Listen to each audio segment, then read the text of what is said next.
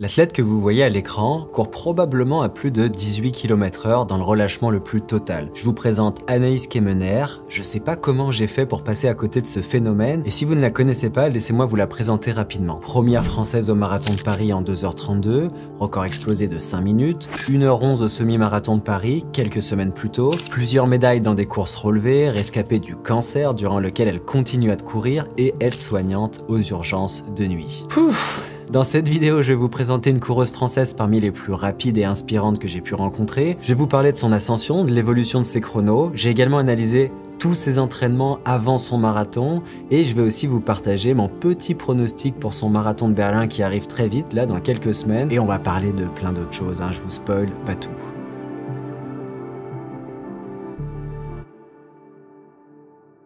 Avant de plonger dans l'entraînement d'Anaïs, laissez-moi remercier Coros, le sponsor de cette vidéo, qui non seulement m'équipe de la meilleure montre de course à pied du marché, la Coros Pace 3, mais surtout qui m'a mis en contact avec Anaïs, elle aussi une athlète soutenue par Coros, et sans eux, eh bien, tout ça, ça serait jamais arrivé en fait, ce serait pas possible. Alors, merci Coros. Pour comprendre comment une athlète en arrive à de tels résultats, il faut un peu s'intéresser à son histoire. Alors son histoire, parlons-en. Anaïs fait partie de ces athlètes qui ont commencé dès le plus jeune âge. J'ai commencé à courir à l'âge de 7 ans et en club à l'âge de 9 ans. Mais pas en mode je fais de la compète pour devenir la meilleure, mais plus j'essaie des trucs, je touche à tout et je vois ce que j'aime. Du coup, sur sa fiche base athlée, on peut voir qu'elle a participé à des épreuves de poids, de longueur, de javelot, de haie. Elle a même un record au 100 mètres en 14,8 secondes, c'est proche de 25 km/h. À 13 ans, ça démontrait déjà des bonnes capacités. Et chez les Kemener, on comprend vite que la course à pied, c'est une histoire de famille. Moi, je courais avec mon grand-père aussi quand j'allais à la campagne. C'était un peu ludique, dans le sens où on faisait 2 tours de champ, 3 tours de champ, et en fait, c'est comme ça que l'amour du sport est venu. Et si son grand-père courait plutôt pour le plaisir, son père, il était pas là pour enfiler des perles. Mon père, il a fait 3 fois le marathon de Paris, 1 fois le marathon de Rotterdam, mais c'était pas sa spécialité. Lui, il faisait plutôt du 10 km et du steeple. Il faisait 31 minutes au 10 km. Toutefois, malgré ce passé de performance pour Jean-Yves, son père, qui est aussi son coach d'ailleurs, j'ai la sensation que la performance, c'était pas tellement mis en avant dans ses premières années. Toute mon enfance, il n'y a jamais eu de notion de compétition. Ça a toujours été très très ludique. Mes parents voulaient que je fasse du sport. Je faisais un petit peu ce que je voulais. Du moment que j'allais faire du sport et que je me dépensais à côté, voilà, c'était bien. C'est vrai que mon père allait entraîner à Villepinte, mon premier club, et en fait, dès qu'il avait le dos tourné avec ma copine, on s'arrêtait de courir, on guettait un petit peu là où il était, et puis dès qu'il revenait sur le stade, hop, on se remettait à courir. À ce moment de sa carrière, l'entraînement d'Anaïs est très léger, pas tellement structuré, quelques jogs par-ci par-là, mais son talent est indéniable, puisqu'à l'âge de 15 ans, elle bat le record de France cadette de 10 km en 38 minutes 33, 3,51 de moyenne par kilomètre.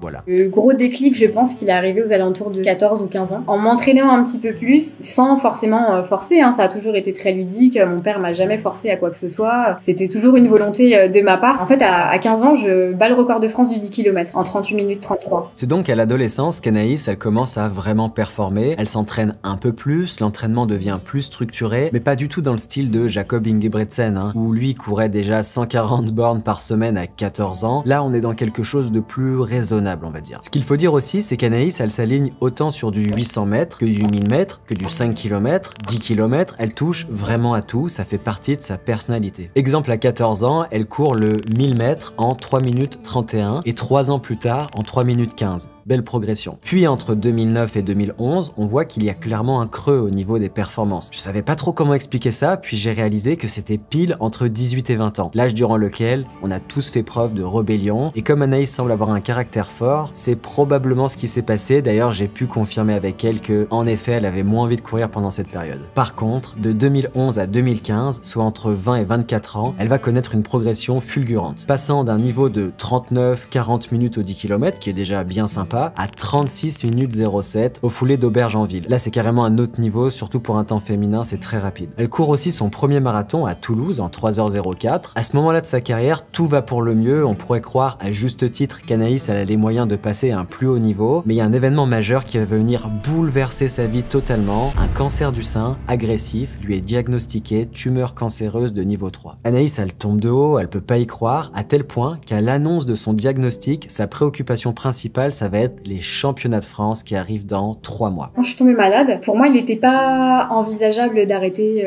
de courir, en fait, parce que c'était déjà ma vie d'avant. C'est vrai que même quand j'ai vu mon oncologue et qui m'a annoncé que c'était un cancer du sein assez agressif, bizarrement, ma première réaction, c'était de lui dire, en fait, comment je vais faire, parce que dans 3 mois, j'ai mon championnat. Et, et il m'a regardé, et je pense qu'il était un peu choqué. Il m'a dit, mais en fait, là, on peut pas attendre avant de commencer les traitements, c'est pas possible. Forcément, la vie d'Anaïs va radicalement changer, l'obligeant à prendre un congé maladie. Pendant 1 an et demi, j'ai pas travaillé. Et en fait, tout mon temps, c'était soit pour faire mes traitements, donc aller en radiothérapie, soit pour faire mes chimiothérapies, c'était une fois toutes les 3 semaines. Et en fait, le reste du temps, j'avais rien à faire, parce que je travaillais pas. Donc clairement, je disais à mon père, en fait, là, la matinée, je me sens bien, donc je vais aller courir. Tu vois, j'allais courir 1 heure, ou j'allais sortir en tout cas au moins 1 heure. Des fois, je marchais, des fois, je courais, des fois, je trottinais, des fois, j'allais un peu plus vite. C'était vraiment en fonction de mes sensations. Et ça, c'est quelque chose qui ne m'a pas quitté, parce que même encore aujourd'hui, je cours vraiment à la sensation, et c'est hyper important. Pourtant, ce qui est fou, c'est qu'elle continue de courir. Pas d'intensité, très à l'écoute de ses sensations, mais elle sent qu'elle en a besoin pour passer à travers cette épreuve difficile. Durant cette période, Anaïs a réussi à obtenir un certificat médical qui lui permet de continuer à faire des courses pendant sa chimio, mais ses chronos, voilà, ils sont pas aussi rapides qu'avant et c'est totalement normal. Entre chimio et effets secondaires, elle avouera que, et on s'en doute,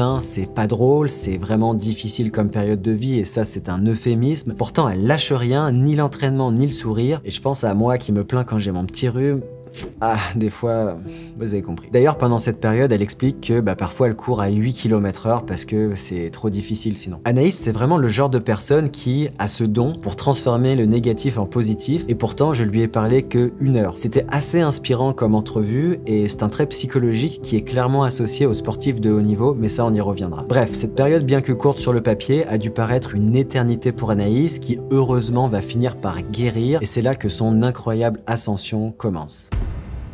En fait, si on veut être précis, entre 2015 et 2018, Anaïs, elle va être dans un creux en termes de performance. Mais ça, c'est plutôt logique considérant ce qu'elle vient de traverser. Pourtant, la première surprise, c'est qu'elle va remporter les championnats de France de marathon en 2h55. C'est à peu près 1 an après l'apparition de son cancer et pourtant, elle venait là sans vraiment avoir d'attente. Mais voilà, ses performances sont assez stagnantes et pourtant, la suite va être totalement différente. En 2019, elle va faire un pas de géant lors de sa participation aux 10 km de houille qu'elle va boucler en 35 minutes 47, elle est enfin revenue à son meilleur niveau et même un peu mieux. C'est un nouveau record depuis sa maladie et elle s'arrête pas là. Elle va courir 17 minutes 27 au 5 km et 2h47 au marathon. À partir de ce moment, elle va rentrer des nouveaux RP à chaque année comme si elle avait une revanche à prendre sur la vie. En 2018, elle va même s'offrir le luxe d'une 2e place des championnats de France de 100 km en 9h35. Voici le graphique de sa progression depuis 2004. J'ai simplement pris sa meilleure performance sur chaque année. Ensuite, je l'ai fait correspondre à un score VDOT pour pouvoir comparer des performances de différentes distances entre elles. Ce que je trouve le plus intéressant, c'est de voir à quel point la progression d'Anaïs fonctionne par cycle. Il y a des événements de vie majeurs qui vont impacter sa progression et ça, je pense que c'est vrai pour tout le monde. Mais encore une fois, on va y revenir. Maintenant, on arrive dans la partie que beaucoup d'entre vous attendent, l'analyse de sa préparation avant le marathon de Paris. Mais avant ça, laissez-moi vous donner quelques éléments de contexte pour mieux comprendre ce qui va suivre. Déjà, comme je vous le disais au début, Anaïs, elle travaille de nuit aux urgences, ce qui ne joue pas vraiment en sa faveur parce que du coup au niveau du sommeil c'est compliqué, c'est pour ça que parfois elle fait même ses jogs à 7h, 8h du mat, c'est pas qu'elle est lève tôt, c'est qu'elle rentre du boulot avant d'aller se coucher. Aussi elle alterne les petites et les grosses semaines de travail, soit elle fait 20 heures par semaine, soit elle fait 50 heures et là ça pique vraiment. Moi je travaille que de nuit, je fais 21h, 7h du matin, quand je rentre chez moi il est 8h, ce que je fais c'est que je vais dormir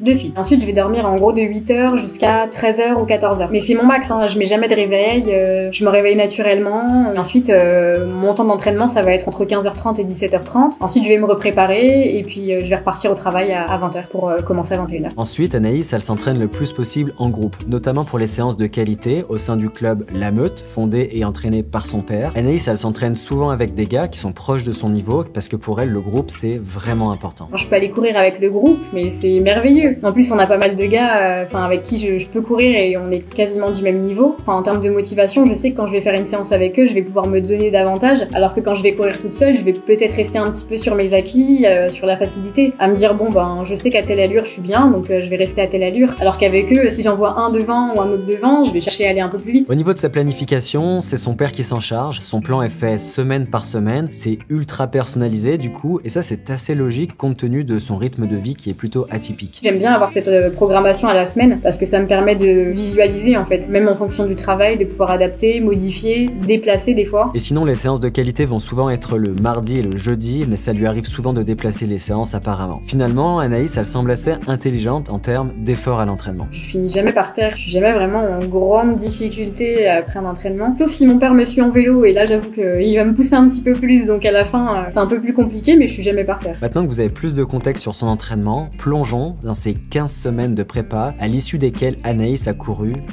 2h32 et 12 secondes.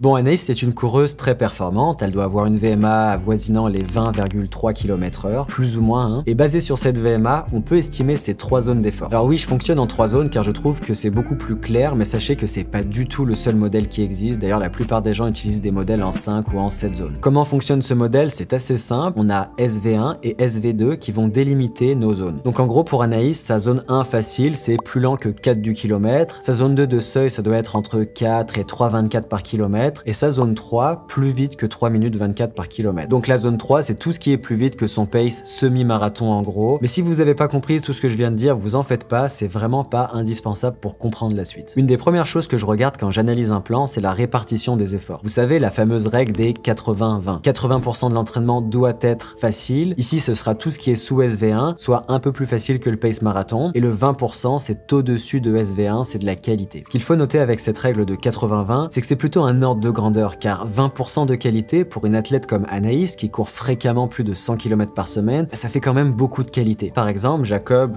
que je prends encore en exemple parce que j'aime beaucoup ce coureur, il tournerait autour de 25% de qualité, sachant qu'il compte parmi les athlètes qui s'entraînent le plus, donc pour un amateur, 10-15% de qualité, c'est déjà pas mal. En moyenne, sur les 15 semaines de la prépa d'Anaïs, 16% de son volume total était de la qualité, soit plus de 18 km de qualité en moyenne. Ça fait 83% des kilomètres restants qui étaient faciles. Mais cette proportion, elle a beaucoup varié durant la préparation, avec un pic à 34% de qualité, c'était à la 13e semaine, c'est énorme, et parfois aussi peu que 8% de qualité. J'en profite pour vous rappeler que bien que la qualité soit importante, c'est le volume d'entraînement total qui est le meilleur prédicteur de la performance à long terme. Et plus vous faites de kilomètres, plus vous ferez de qualité en valeur absolue. En parlant de volume facile, j'ai également analysé la progression de son kilométrage hebdomadaire durant ces 15 semaines. En moyenne, Anaïs tourne à 116 km par semaine, avec un maximum à 171 km à la 6e semaine et un minimum à 77 une semaine avant la course. Ça va peut-être vous étonner ce que je vais dire, mais c'est un volume qui est plutôt modéré pour une coureuse de ce niveau. Donc il y a clairement des gains à aller chercher au niveau du volume, et à mon avis, ça va vraiment faire en sorte que Anaïs va plus progresser les prochaines années, mais ça, on va y revenir. L'autre chose à noter qui m'a un peu surpris, c'est qu'on voit pas forcément de surcharge progressif en termes de volume pour induire un pic de forme quelques semaines avant la course, comme par exemple avec cet athlète. Et du coup, je me suis demandé, est-ce que c'est optimal? Et c'est difficile à répondre, mais ça reste intéressant de voir qu'il y a plusieurs façons de faire. Maintenant, vous vous demandez peut-être le genre de séance de qualité que Anaïs s'enfile pour courir 42 km à 3 minutes 36 par kilomètre. C'est ce qu'on va voir maintenant. J'ai regroupé tous ces entraînements de qualité pendant ces 15 semaines en 4 catégories, et je rappelle ici qu'on ne parle pas des jogs, on parle pas des compétitions non plus, on parle vraiment des séances de qualité,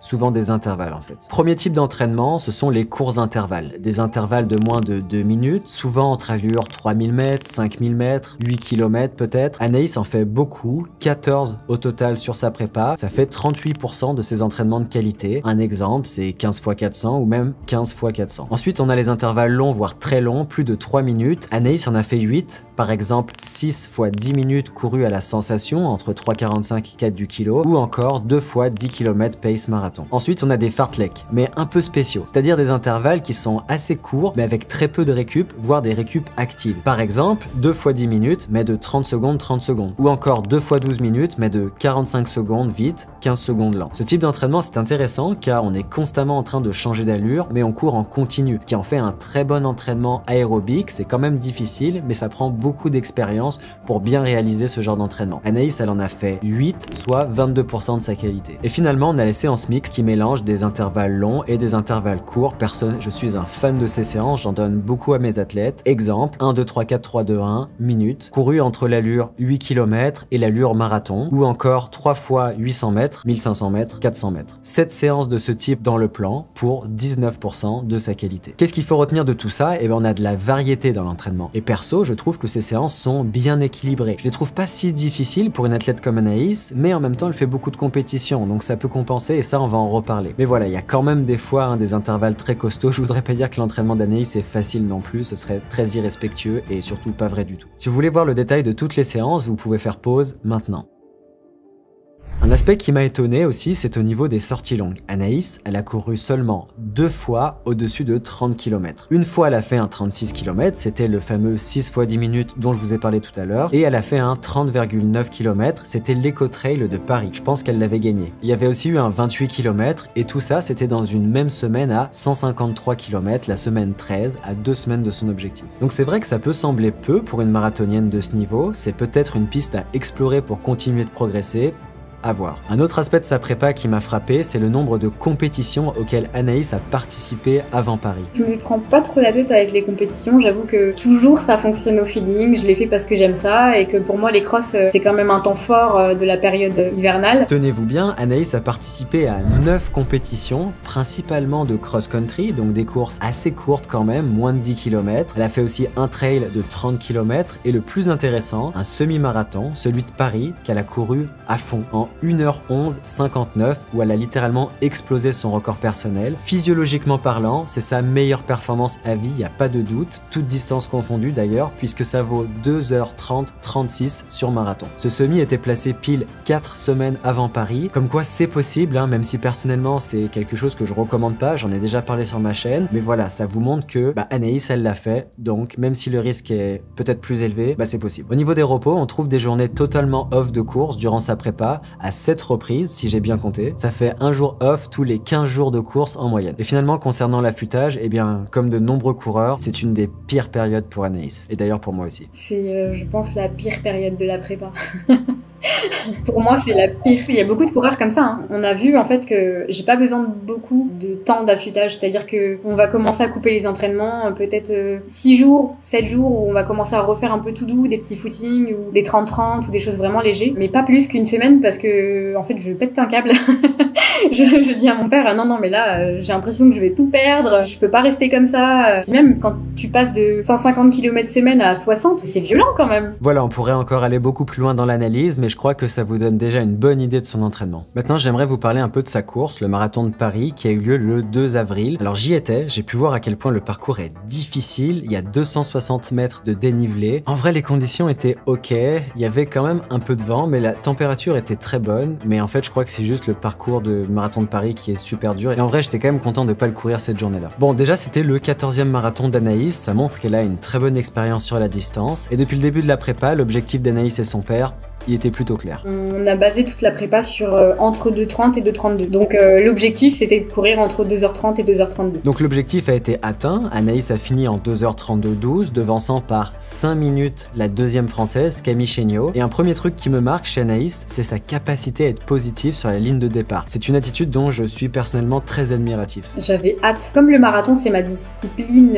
préférée, j'étais moins stressée par exemple pour le marathon de Paris que pour le semi de Paris ou pour les crosses. Ouais, c'était le jour J, quoi. J'attendais ça depuis des semaines avec impatience et vraiment pour moi c'était la journée parfaite, quoi. Que je fasse une perf ou pas, je faisais avec les armes du moment, avec ce dont j'étais capable. J'ai toujours dit, si un jour ça passe, c'est que c'est un bon jour, et puis si ça passe pas, voilà, c'est pas grave. Au vu de sa perf, on pourrait se dire qu'Anaïs a fait la course parfaite. Eh bien, détrompez-vous, c'est pas du tout le cas. Déjà, je suis partie trop vite. Je me suis un peu tiré une balle dans le pied toute seule.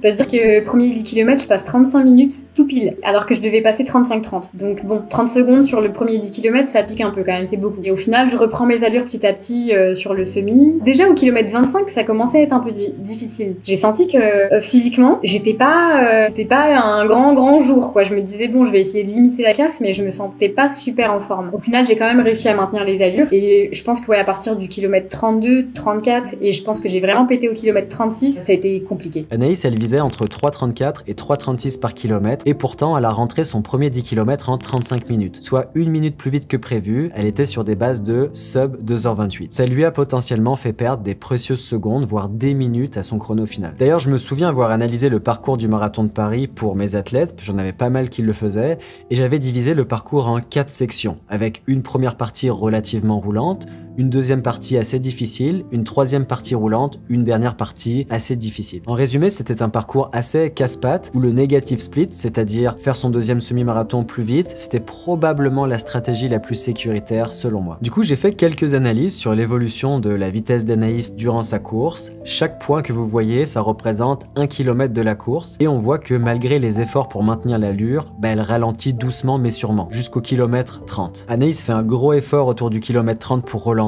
En plus, c'est une partie un peu plus roulante, jusqu'à environ 33-34, et c'est vraiment vers le kilomètre 36 qu'elle connaît sa plus grande perte de vitesse. On peut dire qu'elle casse en quelque sorte, modérément, puisque son dernier 5 km sera bouclé à 3,47 de moyenne, lui faisant perdre plus d'1 minute sur son chrono final. Comment expliquer cette fin de course difficile pour Anaïs? Je vois 3 explications qui sont non exclusives, ça veut dire qu'elles se complètent. Première explication, Anaïs est partie vite, sur des bases de 2h28, et ça a pu créer une fatigue musculaire prématurée, ainsi qu'une consommation importante de glycogène assez tôt dans la course. La deuxième explication, c'est que Anaïs, bien que faisant beaucoup de kilomètres par semaine, elle a pas non plus un volume de dingue dans les jambes. Il faut savoir qu'en moyenne, un coureur élite, donc de son niveau ou presque, va plutôt être entre 150 et 200 km par semaine, et parfois même beaucoup plus durant une prépa marathon. Du coup, Anaïs n'avait peut-être pas la résistance musculaire nécessaire pour se remettre d'un départ aussi rapide et ou pour finir fort. Troisième explication, la plus importante à mes yeux, c'est celle de la nutrition à l'effort. De l'eau. J'ai pris de l'eau et des sticks de miel. C'est-à-dire que je cours avec des sticks de miel Happy Run. Et en fait, j'en mange 3 sur ma course. Donc un au 15 km, un au 25, un au 35. Ce qu'il faut savoir, c'est qu'une coureuse du niveau d'Anaïs va courir son marathon à plus de 80% de sa VMA. Et donc de sa VO2 max. C'est donc un effort à la fois long et intense qui demande une grande quantité d'énergie. Le type de carburant qui va être utilisé pour soutenir cet effort, c'est le glycogène. En gros, c'est du sucre. Donc, on va avoir plus de 80% de l'énergie qui va provenir de ce glycogène et le reste, c'est fourni par les graisses. Et c'est très bien comme ça, parce que l'efficacité du métabolisme des lipides, il diminue à mesure que l'intensité de l'exercice augmente, ce qui fait du glycogène le carburant de choix pour un marathon couru à cette intensité. C'est d'ailleurs pour cette raison que pendant ces marathons, Eliud Kipchoge, il va s'enfiler des Morten, donc c'est principalement du sucre, et pas des avocats. Durant sa course, Anaïs, elle a pris seulement 3 sticks de miel Happy Run, sachant que chaque stick contient 20 grammes de sucre, ça fait 60 grammes au total, soit 24 grammes par heure. Pour ceux qui ont des notions de nutrition à l'effort, vous aurez tout de suite noté à quel point Anaïs elle a ingéré peu de glucides, et c'est encore plus vrai pour une coureuse de ce niveau. La recommandation pour les amateurs, c'est autour de 50-60 grammes par heure, et pour les athlètes du niveau d'Anaïs, c'est plutôt autour de 70 à 80 par heure. 80 grammes par heure, ça donnerait un total de 200 grammes de sucre pour un marathon en 2h30, soit l'équivalent de 10 sticks au total. En gros, Anaïs devrait manger 7 sticks supplémentaires pour être très optimisé en termes de nutrition. Donc moi je vois ça très positivement parce que je me dis que même à son niveau, il y a de grosses minutes à aller chercher juste en ingérant plus de glucides durant sa course et donc en pratiquant aussi mieux la digestion pendant son entraînement. Mes premiers marathons, je mangeais rien du tout, je finissais en hypo. Ces 3 hypothèses combinées, gestion de l'allure, kilométrage, nutrition, expliquent selon moi la petite cassure en fin de course et c'est assez positif car ça veut dire qu'Anaïs elle est pas encore optimisée, ça veut dire qu'Anaïs elle va courir plus vite dans les prochaines années et que même si Paris 2023 tout le monde en a parlé comme une course incroyable, moi je pense que le meilleur reste clairement à venir. Maintenant, j'aimerais vous parler de la progression d'Anaïs, passée, mais aussi à venir. Les plus anciennes performances d'Anaïs que j'ai pu trouver remontent à 2004, quand elle avait 13 ans. Et on a des données jusqu'à aujourd'hui. Du coup, ça nous permet de tracer une belle courbe, celle de sa progression entre 2004 et 2023, soit pendant exactement 20 ans. La première chose intéressante à noter, c'est que la progression en course à pied, elle est linéaire seulement si vous regardez le début et la fin. Mais si vous regardez entre les 2 points, la grande majorité du temps, ça fonctionne par cycle. Il y a des hauts, il y a des bas, et il y a parfois des stagnations. Et il y a plein de raisons à cela. La blessure, la priorité qu'on met sur son sport, il y a des événements de vie majeurs, comme Anaïs en a connu un qui est malheureux, et probablement plein d'autres facteurs. Mais moi, la question qui m'intéresse le plus, c'est la suivante. Qu'est-ce que Anaïs a fait dans son entraînement qui a eu le plus gros impact sur sa progression au-delà de son talent naturel? Selon moi, il n'y a aucun doute, au-delà du fait qu'Anaïs a certainement un talent qui est au-dessus de la moyenne, ça c'est évident, elle a surtout cumulé un nombre de kilomètres colossal. De combien de kilomètres on parle? C'est pas facile de vous donner une réponse exacte, mais j'ai fait de mon mieux d'estimer son volume à vie. Je suis parti de l'hypothèse que dès ses 7 ans, Anaïs elle courait 300 km par an. Ça fait un peu moins de 6 km par semaine, ça me semble pas irréaliste, et ensuite j'ai rajouté 100 km par an jusqu'à ses 15 ans. À ses 16 ans, j'ai estimé son volume annuel à 1500 km, puis j'ai ajouté pareil 100 km par an jusqu'à ses 23 ans. Au final, je pense que j'ai été plutôt conservateur. Dès ses 26 ans, elle mettait tout sur Strava, donc c'est facile d'avoir les données exactes, et entre 23 et 26 ans, j'ai estimé à partir de ce qu'elle faisait ces dernières années. Alors c'est pas parfait comme méthodologie, mais on est probablement pas loin de la vérité non plus. Résultat, entre ses 7 ans et ses 32 ans, soit une période de 25 ans, Anaïs aurait parcouru environ 61 000 km. Et là, vous comprenez la force des années de volume sur la performance, c'est exactement le même principe que les intérêts composés pour ceux qui investissent de l'argent. Et même si Anaïs n'est pas la coureuse la plus bourrin en termes de volume, juste d'avoir couru pendant si longtemps la met dans une position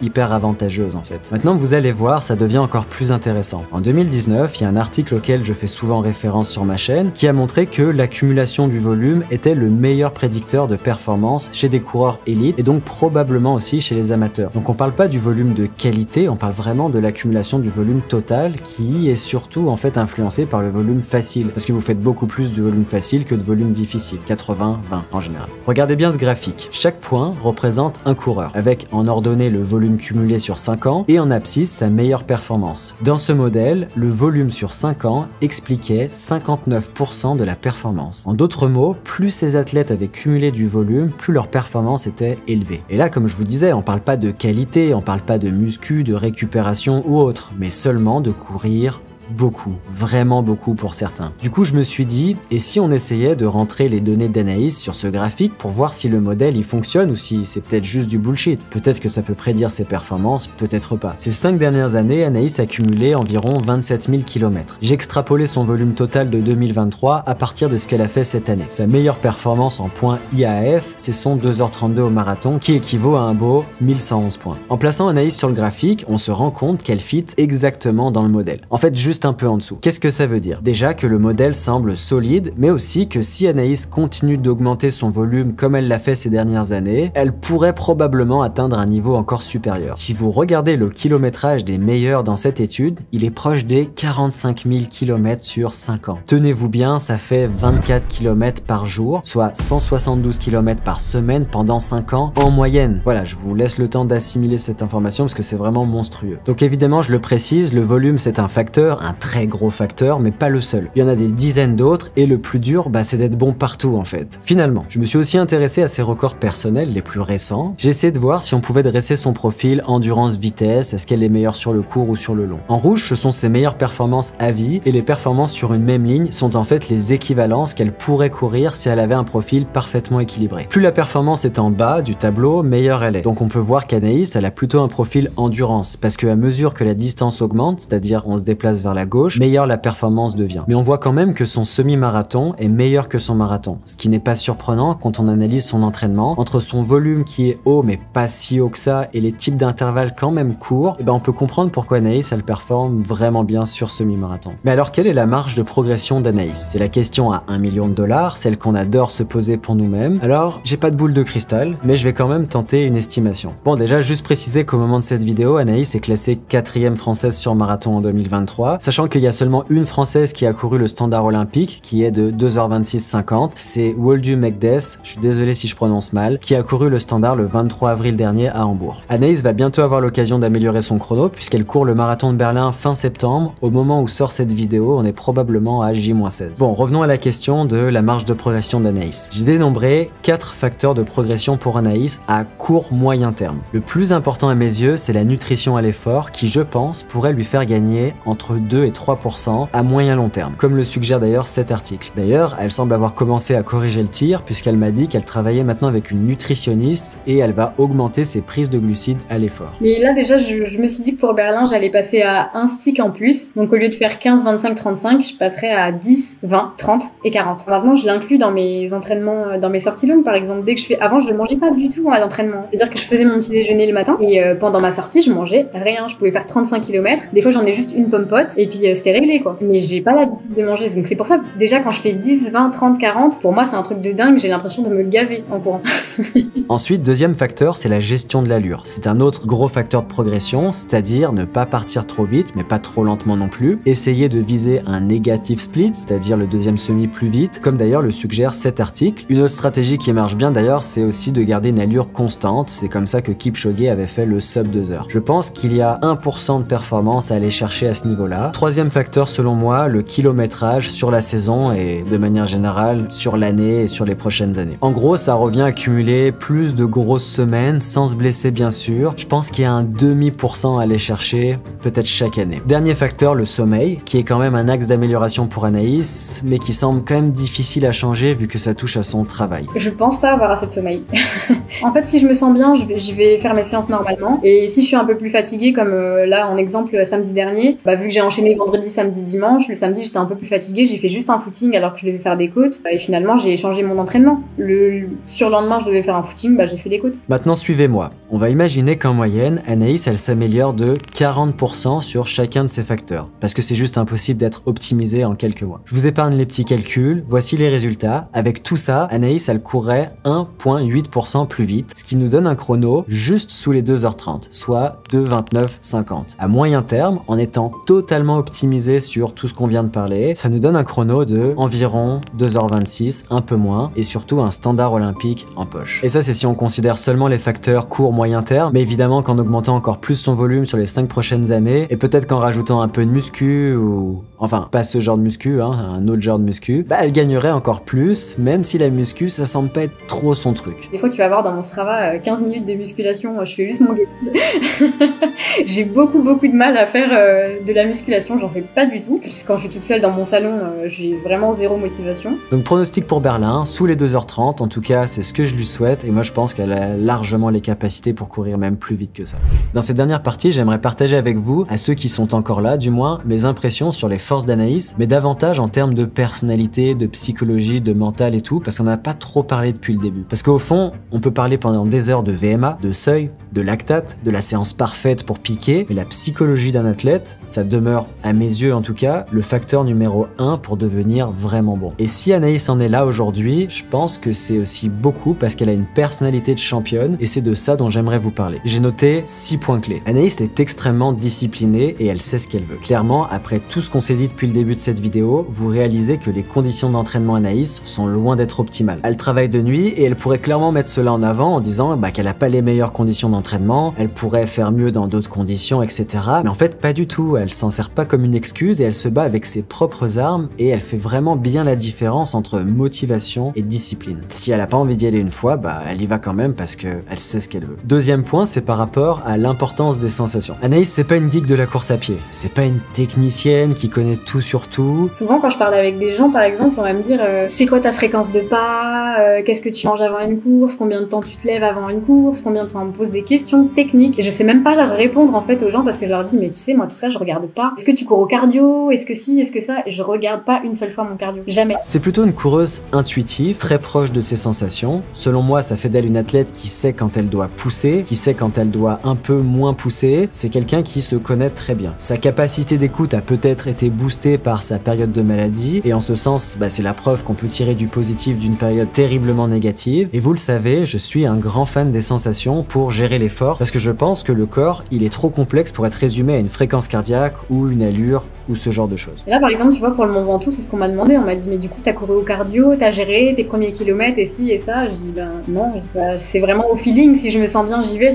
Si je sens que j'en ai encore sous le pied, j'y vais. Si je sens que c'est compliqué, je baisse un peu l'allure parce qu'il faut l'objectif c'est d'aller au bout. Troisième point, c'est l'envie, que ce soit au niveau de la nutrition. Déjà je suis végétarienne. Depuis 2015, je mange plus de viande. C'est un choix, J'ai jamais mangé spécialement de viande auparavant, c'était pas mon truc. J'avoue, j'aime bien manger ce qui me fait envie. Donc à l'approche des compétitions, je vais faire peut-être un petit peu plus attention dans le sens où veiller à ne manquer de rien. Tu vois, c'est pas faire attention, je fais pas attention aux quantités, je fais pas attention forcément à ce que je vais manger, mais je vais plutôt veiller à avoir tout ce qu'il me faut, des protéines, des légumes, des féculents. Ou encore vis-à-vis des compétitions, Anaïs, elle carbure vraiment à l'envie et ça se sent. Et ça, j'avoue que c'est inspirant car l'envie, ça crée du plaisir, qui crée de la motivation et qui rend l'entraînement plus plaisant. Et ça permet de faire plus de kilomètres au final si t'as plus de plaisir. Ça m'inspire d'autant plus que parfois, je crois que j'ai tendance à planifier ma saison de façon très très rationnel, trop rationnel, et cette discussion avec Anaïs, elle m'a rappelé que parfois les choix, ils ont pas besoin d'être optimisés, pesés, mesurés, et qu'une petite flamme, une petite partie d'envie est peut-être nécessaire pour vraiment performer. Un autre point fort d'Anaïs est, je crois, son entourage. Je pense notamment à son père, qui est aussi son coach. J'ai l'impression qu'on a le parfait équilibre entre structure, c'est-à-dire canaliser l'énergie d'Anaïs, et planifier les saisons. Des fois, il me dit quand même, on peut pas mettre des objectifs partout. Donc des fois, il me recentre un peu et il me dit, bon là, certaines courses vont me servir d'entraînement, mais je peux pas fixer des objectifs dessus. Donc il va me dire, ok, tu peux le faire, mais tu seras pas à ton top, parce que l'objectif, c'est pas là. Avec une bonne dose aussi de bienveillance et de support, la partie plus émotionnelle. En termes de prépa mentale, c'est lui qui va faire tout, mais tu sais, il le fait de façon, comment dire, il s'en rend même pas compte en fait. Je pense qu'il s'en rend même pas compte. On se téléphone et il me dit, tu vois, t'es en forme, t'es bien et tout. Et inconsciemment, il va me rebooster, et puis quand je raccroche, je vais me dire, ouais, ça va le faire.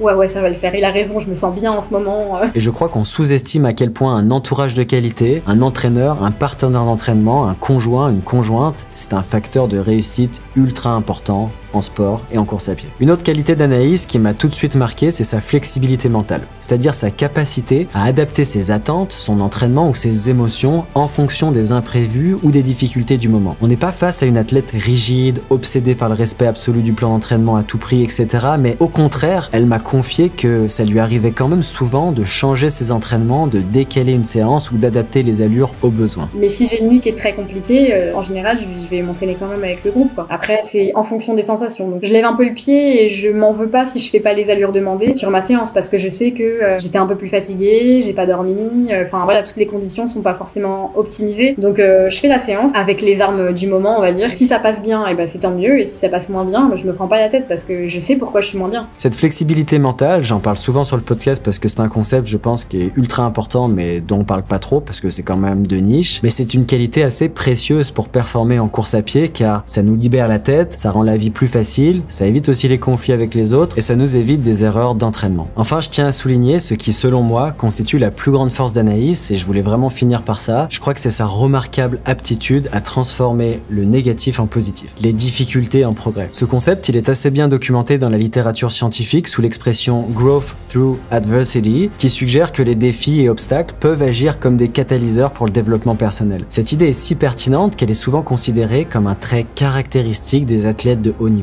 Et je crois que l'une des clés pour réussir à transformer le négatif en positif, c'est d'avoir confiance en soi. À cet égard, Anaïs est exemplaire. Loin de se cacher derrière son cancer, elle a choisi de l'affronter publiquement sur Instagram. J'ai eu un cancer du sein à l'âge de 24 ans et aujourd'hui, je suis égérie pour Rose Magazine. Avec une transparence aussi audacieuse que courageuse, faisant de cette épreuve une force et un magnifique exemple de résilience. Comme elle l'a si bien exprimé, ta douleur d'hier est ta force de demain. Alors c'est un mantra qui illustre parfaitement sa force de caractère et Anaïs, elle a bien résumé cette idée de confiance en soi et d'acceptation de soi lors de cette conférence. Pour accepter la maladie, pour accepter les changements physiques et tout ça, je pense que c'est vraiment important de pouvoir s'accepter soi-même.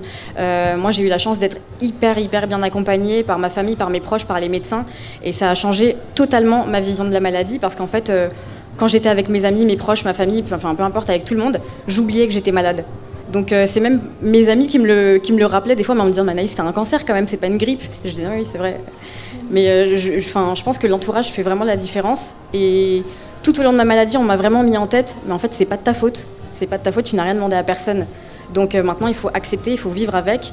Et quand on apprend à accepter, finalement, tout passe. Voilà, je trouvais ça cool de terminer cette vidéo sur ces beaux mots. J'espère que cette analyse assez détaillée vous aura plu, que vous aurez pu apprendre 2-3 trucs, ce serait déjà pas mal. Et je remercie de nouveau Coros pour sponsoriser cette vidéo. J'aimerais faire plus de ce type de vidéos, même si ça demande beaucoup de travail. Je prends grave du plaisir à les écrire et j'apprends plein de trucs en fait pour moi-même. Du coup, j'aimerais vous demander, est-ce qu'il y a un athlète dont vous aimeriez voir l'analyse plus particulièrement, quelqu'un qui vous inspire, dont vous êtes curieux de connaître l'entraînement ou même la psychologie? Si oui, dites-le moi en commentaire et je verrai si c'est possible. En attendant, je vous remercie et je vous dis à bientôt dans une prochaine vidéo. Ciao!